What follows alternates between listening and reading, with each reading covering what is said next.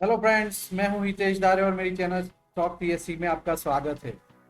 इस वीडियो में हम दो स्टॉक्स के टेक्नो फंडा एनालिसिस करने वाले हैं, जिनमें पहला जो स्टॉक है वो कहीं मिड ऑफ द रेंज में फंसा हुआ है और दूसरा ऑल टाइम हाई ब्रेकआउट करके ऊपर की ओर मूवमेंट दे रहा है।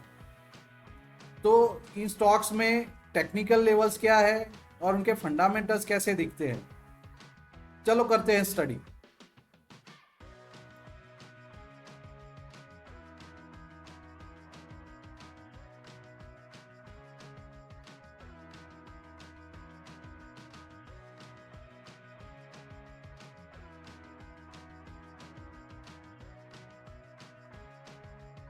आगे बढ़ने से पहले देखते हैं मेरी चैनल का ओवरव्यू।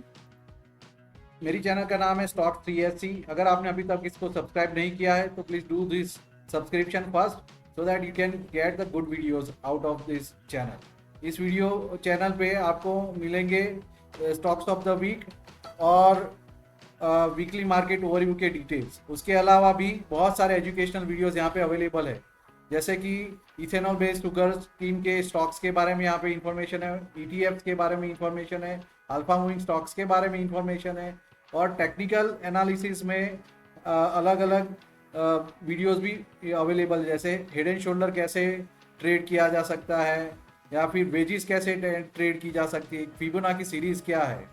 ये सब डिटेल्स को जानने के लिए मेरे वीडियो को ज़रूर से सब्सक्राइब करें और चैनल को प्रमोट करें।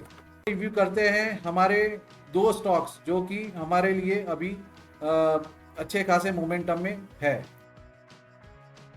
तो हमारा आज का जो पहला स्टॉक है वो प्रीमियर एक्सप्लोजिव लिमिटेड है, जिसका ये वीकली चार्ट आपके सामने है। ये स्टॉक हमारे ग्रुप में इन्वर्टेड हेड एंड शोल्डर की वजह से पिक्चर में आया था। यहाँ पे वीकली चैनल ब्रेकआउट के नाम पे यहाँ इन्वर्टेड हेड एंड शोल्डर का ब्रेकआउट दिख रहा है। ये लेफ्ट शोल्डर है, ये राइट शोल्डर है और ये इसके बीच में हेड है। तो राइट शोल्डर में ये जो कैंडल है वो कंक्लूसिव या डिसीजिव कैंडल है जिसने ब्रेकआउट दिया था। उसके बाद वो अच्छा खासा रैली कर चुका और एक स्पेसिफिक रेंज चैनल में अभी भी घूम रहा है। तो ये वीकली चार्ट पे हमें कुछ किसी एक चैनल का फॉर्मेशन होते हुए दिख रहा है, जबकि डेली चार्ट पे वो एक ऑल टाइम हाई लेवल के आसपास कहीं ना कहीं कंसोलिडेशन फेज में चल रहा है। यहाँ पे एक डेली चार्ट पे देखेंगे तो अच्छा खासा गैप दिख रहा है जो कि ऑल टाइम हाई लेवल के आसपास है। ये 846 से लेके अराउंड 803 के बीच का एक अच्छा खासा गैप है। तो ये दिखाता है कि यहाँ पे कहीं ना कहीं कुछ ऐसी घटना घटी थी जिसकी वजह से ये गैप डाउन हुआ था रिलेटिव टू द डे। तो यहाँ पे ये जो जोन है वो आज की डेट में हमारे लिए रेजिस्टेंस का काम कर रही है। वो जैसे दिख रहे हैं कि यहाँ पे जो रेजिस्टेंस है ये इसी जोन के आसपास बिल्डअप हो रहा है। तो ये जो रेजिस्टेंस लेवल है वो हमारे लिए करंट स्टेट में एक लक्ष्मण रेखा की तरह काम कर रहा है। बट हाँ, आने वाले दिनों में because of the different things in the company, जब कभी ये ऊपर की ओर मूव करेगा तो ये कहीं यहाँ पे कंसोलिडेट होते हुए एक अच्छा खासा ब्रेकआउट देगा और ब्रेकआउट के बाद वापस रीटेस्ट करते हुए ऊपर चला जाएगा, ऐसा मेरा अनुमान है। बट ये केस में ये तो वक्त ही बताएगा कि भाई ऐसा कब होगा और क्यों होना चाहिए। पर फिलहाल तो ये एक रेजिस्टेंस से बाउंड हो चुका है करंट स्टेट में और ये नेगेटिव बायस या तो कहीं ना कहीं ये नीचे की ओर मूवमेंट दे रहा है। तो करंट स्टेट में जो सपोर्ट की बात करते हैं तो क्योंकि उसने एक रेंज ब्रेकआउट दिया था इस लेवल पे, देखिए इस लेवल पे यहाँ पे इसने रेंज ब्रेकआउट दिया था, तो ये जोन जो है उसको सपोर्ट के तौर पे काम आएगा और ये जोन जो है वो आगे से चलता हुआ आ रहा है। ये जो जोन है वो आगे से यहाँ से दिख रहा है कि यहाँ पे ये सपोर्ट जोन सपोर्ट की तरह काम कर रहा है। तो ये जोन अभी भी करंट स्टेट में सपोर्ट की तरह काम कर रहा है। तो पॉसिबिलिटी है कि ये हो सकता है कि इस सपोर्ट जोन तक आए और उसके बाद ऊपर की ओर चला जाए। अगर ये यहाँ पे सपोर्ट जोन के बाद ऊपर की ओर जाता है और ऐसे कंसोलिडेट होते हुए ऊपर ऑल टाइम हाई ब्रेकआउट देता है तो दिल्ली दूर नहीं है कि स्टॉक में अच्छा खासा मोमेंटम हमें देखने को मिल सकता है। करंट स्टेट में अगर हम एक और चीज़ मार्क करने लायक है कि जहाँ पे अप मूव दिख रहा है वहाँ पे वॉल्यूम ट्रैक्शन भी दिख रहा है। यहाँ पे वॉल्यूम भी ऊपर की ओर मुड़ता हुआ दिख रहा है, जो ये दिखा रहा है कि आने वाले दिनों में यहाँ पे कुछ ऐसी घटना घटने वाली है, तो शायद ये ऊपर या तो नीचे की ओर जाएगा। यहाँ एक और चीज मार्क करने लायक है, जहाँ पे जो ब्रेकआउट कैंडल जनरेट हुई वहाँ पे डेली चार्ट पे RSI 60 के ऊपर होवर करने के बाद करंट स्टेट में ये 60 के आसपास ही सपोर्ट ले रहा है। तो ये इंडिकेट कर रहा है कि ये कंसोलिडेट हो रहा है और प्रोबेबिलिटी आर हाई कि वो ऊपर की ओर जाए। नाउ हम बात करते हैं उसके फंडामेंटल एनालिसिस के ऊपर। तो आइए स्टडी करते हैं इसके फंडामेंटल्स। तो प्रीमियम एक्सप्लोजिव का मार्केट कैप कुछ 4000 करोड़ का है, स्टॉक का पी 80 के आसपास है और उसका ऑल टाइम हाई 800 और लो है 378। इसका प्राइस टू बुक वैल्यू है 13.8 और उसका जो इंडस्ट्रियल पी है वो 43 है, जबकि ये स्टॉक अच्छे खासे पी के साथ ऊपर की ओर दिख रहा है। तो हम बात डायरेक्टली करते हैं उसके क्वार्टरली रिजल्ट्स के ऊपर। क्वार्टरली रिजल्ट्स में हमें क्या देखने को मिलता है, जहाँ पे मार्च पे हमारे सेल्स के फिगर 74 थे 2025 में, जबकि वो बढ़ के 89 हुए हैं। ऑपरेशनल प्रॉफिट 9.56 से होके नेगेटिव दिख रहा है, और यहाँ पे प्रॉफिट मार्जिन भी नेगेटिव दिख रहा है मार्च एंड। बट इसमें अलग सी चीज़ क्या है, यहाँ पे अगर हम देखते हैं तो अदर इनकम सोर्स है, उसमें यहाँ पे वैल्यूज दिख रही है, जो दिखा रहा है कि कहीं ना कहीं किसी और टाइम के लिए यहाँ पे मोमेंटम दिख रहा है। कोई अदर इनकम सोर्स कैसे जनरेट होता है, बाकी अदर देन बिजनेस इनकम के रहते यहाँ पे कोई मूवमेंट दिख रही है। तो यहाँ पे एक और चीज़ बात करने लायक है कि जो ओवरऑल प्रॉफिट है वो 6.58 दिख रहा है compare to last year's profit of 3.75। और ओवरऑल ये साल में प्रॉफिटेबिलिटी की बात करें तो 2 डिजिट्स के अंदर पहले 2 क्वार्टर के प्रॉफिट्स थे, जबकि लास्ट 2 डिजिट में अराउंड 1 डिजिट के अंदर प्रॉफिट्स मार्जिन थे। प्रॉफिट एंड लॉस में क्या दिखता है कि ईयर ऑन ईयर बेसिस पे यहाँ पे सेल्स कम हुआ है, एक्सपेंसेस भी कम हुआ है और ऑपरेशनल प्रॉफिट मार्जिन भी कम हुआ है, और उसकी वजह से यहाँ पे ओवरऑल प्रॉफिट जो है वैसे रिड्यूस स्टेट में दिख सकता है, पर यहाँ पे अदर इनकम सोर्स बढ़ गया, तो इसकी वजह से ओवरऑल जो प्रॉफिट है तो net profit positive turn around होते हुए। तो अगर इसमें सेल्स फिगर्स कम है तो क्या कंपनी खराब कर रही है? बिल्कुल भी नहीं। तो अदर इनकम सोर्स ये इंडिकेट करता है कि बिजनेस डाइवर्सिफाई हो रहा है और कहीं ना कहीं इसमें अच्छे खासे मोमेंटम आने की संभावना दिख रही है। यहाँ पे अगर इन्वेस्टर्स की बात करें तो प्रमोटर्स जो है उन्होंने अपना इन्वेस्टमेंट जो है वो क्वार्टर ऑन क्वार्टर बेसिस पे इंटैक्ट रखा है, जबकि FII ने यहाँ पे इन्वेस्टमेंट बढ़ाया है मार्च क्वार्टर में और DII ने इन्वेस्टमेंट घटाया है रिलेटिव टू मार्च क्वार्टर, जबकि पब्लिक का इन्वेस्टमेंट कम हुआ है। एक और चीज़ देखने लायक है कि पब्लिक होल्डिंग में कौन से बड़े लोग सामने आ रहे हैं जिनके पास इन्वेस्टमेंट ज़्यादा पड़ा है।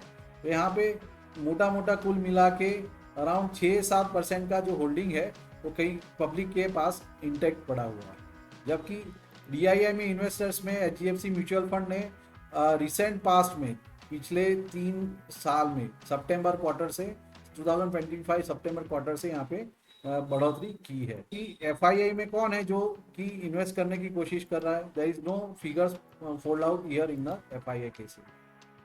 तो मोटा मोटा इस चार्ट में हमें एक चीज़ समझ में आती है, करंट स्टेट में ये कंसोलिडेशन फेज में है। अगर ये कंसोलिडेशन का ब्रेकआउट आता है तो हम इसको आगे रिव्यू के लिए कंसीडर कर सकते हैं। तो ये रहा आपके सामने प्रीमियम एक्सक्लूसिव का एक्सक्लूसिव टेक्नो फंडा एनालिसिस। अब जो दूसरा स्टॉक है वो है वाटेक वेबैक लिमिटेड। वाटेक वेबैक लिमिटेड एक बहुत ही खूबसूरत चार्ट के through all time high breakout के जोन के ऊपर चल रहा है। ये जो चार्ट है इसमें हमें ये हमारे रडार में तब आया था जब उसने previously all time high breakout दिया था। Previous all time high breakout है वो कुछ इस लेवल के आसपास था, अराउंड 1000 के आसपास। यहाँ पे हम प्रीवियस स्टेट में जाते हैं तो यहाँ पे एक चीज़ समझ में आती है कि वो उसका ऑल टाइम हाई लेवल कहीं इस जोन के आसपास था प्रीवियस स्टेट में। प्रीवियस स्टेट में अगर मैं लाइन मार्कआउट करता हूँ तो ये ऑलमोस्ट 2015 के बाद यहाँ पे 2024 के अंदर यहाँ पे एक ब्रेकआउट की पॉसिबिलिटी जनरेट हुई थी।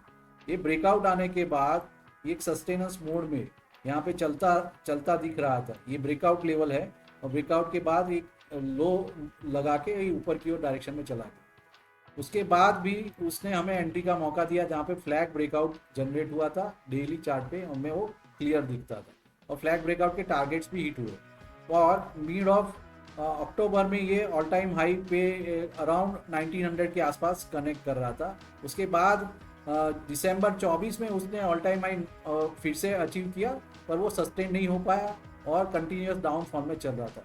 तो दिसंबर 2024 के बाद अभी तक फरवरी 26 तक उसका डाउनफॉल कंटिन्यूटी में था। But mid of the April जहाँ पे ये कैंडल ने रेजिस्टेंस ब्रेकआउट दिया, उसके बाद एक रिटेस्टिंग बनाया और वहाँ पे अप जर्नी चालू हुई थी। तो यहाँ पे री एंट्री का मौका हमें इसने वापस दिया था। तो ये वीकली चार्ट का एनालिसिस दिख रहा है। तो अभी करंट स्टेट में वो ऑल टाइम हाई के ऊपर 2110 के ऊपर ट्रेड कर रहा है। तो इस केस में हमें क्या ध्यान में रखना चाहिए, क्योंकि वो ऑलरेडी ऑल टाइम हाई के ऊपर चला गया है, तो हमें इन्वेस्टमेंट अपॉर्चुनिटी के लिए इसको रिटेस्ट करने के मौके को ढूंढना चाहिए। और इस केस में अगर ऑल टाइम हाई लेवल पे डेली चार्ट पे देखते हैं तो ये जो ब्रेकआउट लेवल है उसके बाद ये अभी रिटेस्ट नहीं हुआ। अच्छा, ये लेवल जो है वो प्रीवियसली यहीं से वापस गया था, पर उसके आगे भी और भी कुछ क्लटर्स थे। तो ये जो एक जोन बन गया, ये प्रीवियस क्लटर और लेवल को लेके एक जोन है, वो यहाँ पे रिवर्सल जोन पॉसिबल है with reference to the retesting zone. तो ये रीटेस्टिंग जोन हो सकता है कि आने वाले दिनों में इस लेवल को टेस्ट करने के बाद वो ऊपर की ओर चला जाए। मार्कआउट करने वाली और एक बात है, अच्छे खासे अप मूवमेंट के बाद यहाँ पे एक इन्वर्टेड हैमर बनी है जो इंडिकेट करता है कि यहाँ पे मोमेंटम थोड़ा प्रोपेल कम हो रहा है, ईंधन कम हो रहा है, क्योंकि इतना सारा चलने के बाद ऑलमोस्ट ये 1329 लेवल के रहते अभी 2100 लेवल तक चलने के बाद थोड़ा सा तो डाउन मोमेंटम या तो उसको बोलेंगे करेक्शन, शॉर्ट टर्म करेक्शंस के मोड में जा सकता है। और एक चीज मार्क करो, जहाँ पे ये अप मूवमेंट चल रहा है उसके नीचे जो वॉल्यूम्स है वो इंडिकेटिव है कि participants are more interested in this stock. अब उसके फंडामेंटल्स के बारे में बात करते हैं। फंडामेंटल्स के रहते यहाँ पे इसका मार्केट कैप 13,154 करोड़ का है, स्टॉक का पी 35 का है, जबकि इंडस्ट्री का 19.7 ऑलमोस्ट 1.8 टाइम्स का जो है वो पी का वैल्यूएशन है। प्राइस टू बुक वैल्यू 5.12 है, जो कि हायर साइड पे मानी जा सकती है। बुक वैल्यू 400 की है, जबकि अभी 2111 के ऊपर ये ओवर करता है। तो यहाँ पे हम सीधे जाएंगे क्वार्टरली रिजल्ट्स के ऊपर। क्वार्टर ऑन क्वार्टर बेसिस पे मार्च का क्वार्टर कंपेयर टू प्रीवियस मार्च का चेक करें, 1156 के अगेंस्ट में 1400 की सेल्स है। ऑपरेशनल प्रॉफिट 141 से बढ़ के 156 हुआ है। Margin through out the years intact रहे, आप देखेंगे पास में भी मार्जिनल कोई रिवर्सल है नहीं। और यहाँ पे भी अदर इनकम सोर्स इंक्लूड हुआ है, जो ये कंपेयर टू प्रीवियस ईयर के सिनारियो में सबसे ज़्यादा है। इस वजह से यहाँ पर ओवरऑल प्रॉफिट मार्जिन जो है, प्रॉफिट बिफोर टैक्स जो है 121 के सामने 170 करोड़ का हमें दिख रहा है। और यहाँ पे after profit earning per shares 10 से बढ़ के 20 हो चुका है, तो it is a good sign for this stock. अब बात करते हैं बैलेंस शीट के ऊपर, जहाँ पे मार्च 21 से बाद यहाँ पे इक्विटी कैपिटल इंटैक्ट है। अच्छी बात है कि यहाँ पे रिजर्व्स ईयर ऑन ईयर बढ़ रहे हैं, यहाँ पे 2100 की जगह 2500 के रिजर्व्स हैं, जबकि बोरोइंग्स कम हो रहे हैं, यहाँ पे 362 के अगेंस्ट 228 के बोरोइंग्स है। तो ये इंडिकेट करता है कि ये हेल्दी स्टेट में चलने वाली कंपनी है। और एक बात है, यहाँ पे इसने डिविडेंड इनकम भी डिक्लेयर किया है। ये डिविडेंड पे आउट रेशियो में हम देखेंगे तो लास्ट 2 साल से 8% का डिविडेंड, लास्ट 2 क्वार्टर में 2 साल से 8% का डिविडेंड ये छोड़ रहा है। तो it's again a healthy sign for the company. अब बात करते हैं प्रमोटर्स होल्डिंग के बारे में। यहाँ पे प्रमोटर्स का होल्डिंग बेयर मिनिमम है। In fact compare to December quarter थोड़ा सा रिडक्शन यहाँ पे दिखने को मिल रहा है, 19.10 के अगेंस्ट 19.09, जबकि FII ने भी अपना स्टैक रिड्यूस किया है और DII ने स्टैक बढ़ाया है और पब्लिक होल्डिंग में भी स्टैक बढ़ा हुआ है। तो ये कहीं ना कहीं मूवमेंट्स की बात है। तो अगर DII की बात करते हैं तो म्यूचुअल फंड्स में देखेंगे तो Motilal Oswal small cap fund ने यहाँ पे इंक्रीमेंटल वैल्यूज ली है, जबकि FIIs में गवर्नमेंट पेंशन स्कीम्स में से इसने 2025 सितंबर पे एग्जिट लिया है, जबकि फेडरल हम्स इन्वेस्टमेंट फंड्स ने यहाँ पे एंट्री ली हुई है। कंपेयर टू अदर इसमें पब्लिक लिमिटेड कंपनीज है, उन्होंने भी यहाँ पे शेयर्स इंक्रीमेंटल लिए हुए हैं। एक और बात जानने लायक है, रेखा झुनझुनवाला का यहाँ पे कांस्टेंट स्टैक है 8% का थ्रू आउट द जून 23 से लेके जून 26 तक। ये इंडिकेट करता है कि लॉन्ग टर्म इन्वेस्टर यहाँ पे बना हुआ है। सेम वे बसेरा होम फाइनेंस प्राइवेट लिमिटेड ने भी यहाँ पे इन्वेस्टमेंट करके रखा है। हालांकि 2024 जून के बाद उन्होंने स्टेक रिड्यूस करके अभी तक एक 1.14% का रखा हुआ है। तो ये फंडामेंटली देखते हैं तो स्ट्रॉन्ग माना जाने वाला स्टॉक है, जबकि यहाँ पे टेक्निकली भी ये अच्छे खासे मोमेंटम में है। तो हमारे लिए ये सोने पे सुहागा वाली केस हो सकती है, प्रोवाइडेड इसमें हमारे लेवल्स के आसपास यहाँ पे रिट्रेसमेंट हो और आगे जाके हमें फिर से मौका मिले इसमें एंट्री लेने के। तो हमने देखा कि ये दो स्टॉक्स कैसे हुआ कर रहे हैं। अगर आपको मेरी ये वीडियो पसंद आई हो तो प्लीज़ प्रेस लाइक बटन और अपने फ्रेंड्स के साथ ये वीडियो ज़रूर से शेयर करना। और अभी तक मेरी चैनल को आपने अगर सब्सक्राइब नहीं किया है तो do subscribe to my channel for such beautiful contents. Thank you for watching.